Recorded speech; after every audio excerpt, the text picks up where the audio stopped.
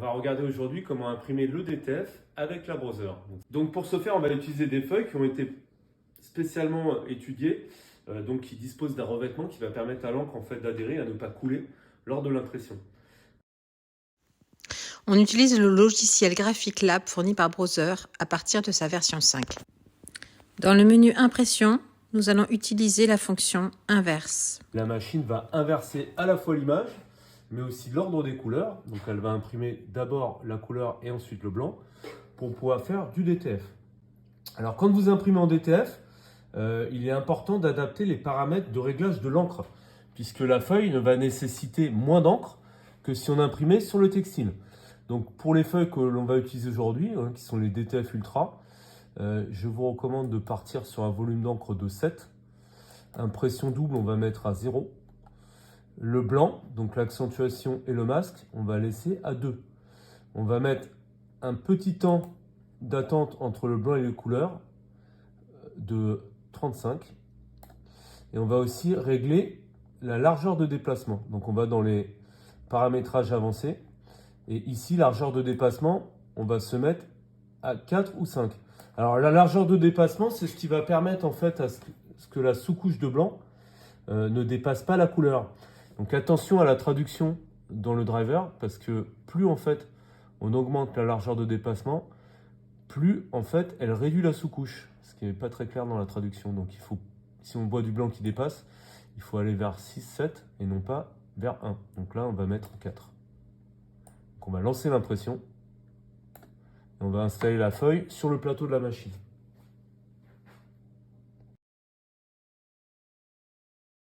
Donc les feuilles ont toujours un sens d'impression, puisqu'il y a un coating, donc il convient de mettre la feuille dans le bon sens. C'est facile à voir normalement, puisqu'il y a un côté qui est plus brillant que l'autre. Donc on imprime toujours du côté mat de la feuille. Ce que je vous conseille, c'est de toujours mettre un petit morceau de tape dans un angle de la feuille, pour éviter que la feuille ne risque de bouger pendant l'impression. Sinon on pourrait avoir du décalage. Le plateau doit toujours être au plus haut, donc sur A, pour que les têtes d'impression soient au plus proche du support. Donc le fichier est en train d'arriver dans la machine et ensuite on va l'imprimer. Donc la machine va imprimer d'abord la couleur et ensuite le blanc, avec un temps d'attente à peu près de 35 secondes, c'est ce qu'on a indiqué, ce qui va permettre en fait à la couleur de se stabiliser avant que le blanc ne s'imprime sur la feuille. Si vous voyez que l'encre, la quantité d'encre est trop importante et que l'encre bave sur le support, il va falloir augmenter le temps d'attente.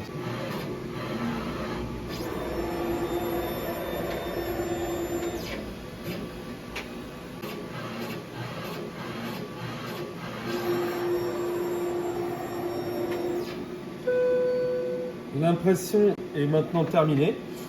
On va partir sur l'étape suivante qui est celle du poudrage. Attention toujours quand vous allez manipuler la feuille d'essayer de la conserver plutôt à plat pour éviter en fait que l'encre blanche ne glisse sur le support. Donc le mieux c'est d'avoir un petit bac dans lequel on va mettre la poudre polyuréthane. On l'applique en fait déjà au centre du support et en fait après on va la faire glisser le long de l'impression. Toujours venir taper à l'arrière de la feuille pour enlever le surplus de poudre qui reste en fait dans les zones non imprimées. Donc très important de taper et d'enlever le surplus. Là, la feuille est poudrée. On va donc partir ensuite dans l'étape suivante qui est le séchage. Alors pour ce faire, soit en fait on va pouvoir utiliser un tunnel de sérigraphie, un four de DTF, ou alors une presse de transfert traditionnelle, ce qu'on va utiliser maintenant. Donc on va mettre la feuille dans la presse à chaud. Ce qui est très important, c'est toujours que le plateau ne vienne pas en contact avec la feuille. Donc soit en fait on a possibilité de régler sa presse pour laisser à peu près 1 mm d'espace, ou alors en fait on va utiliser, là je me suis fabriqué une cale qui va me permettre de maintenir la presse fermée sans que le plateau ne vienne toucher la feuille. Donc le temps de séchage en fait complet de la feuille, il va dépendre de la température de la presse et de la distance entre le plateau et la feuille. Si vous laissez 1 mm et que vous mettez en fait à 180-190 de presse, il faut compter environ 1 minute 30 à 2 minutes pour avoir un séchage complet. Vous verrez quand la poudre sera sèche, l'aspect de surface sera vraiment verni, brillant, et il n'y aura plus en fait de toucher en fait de grains de la poudre. Elle aura vraiment changé pour un aspect verni. Donc il faut sécher jusqu'à ce que cet aspect verni soit obtenu. Donc le séchage est terminé. On peut le voir en fait, la poudre est passée à l'état de vernis. Donc on a une surface qui est bien brillante. On sait que notre transfert est prêt. Alors soit on peut en fait poser immédiatement, mais on peut tout à fait en fait garder les transferts et poser plus tard. Il suffit de maintenir à plat. Ils peuvent attendre très longtemps avant d'être posés.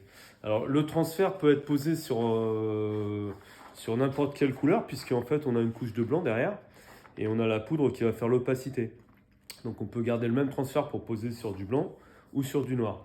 Le produit peut aussi être posé sur du coton, mais enfin on va pouvoir aller aussi sur des produits synthétiques si on n'a pas de remontée pigmentaire.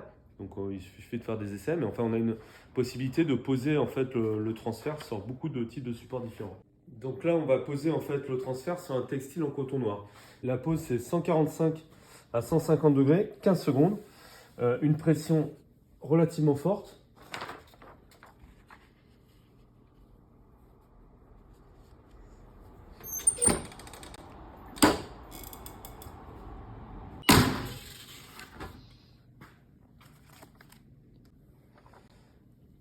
Le pelliculage se fait à froid, ou alors en fait avec certaines feuilles comme celle-ci, comme DTF Ultra, on peut pelliculer aussi à chaud. Mais sinon attendez toujours que le transfert soit complètement froid avant de pelliculer.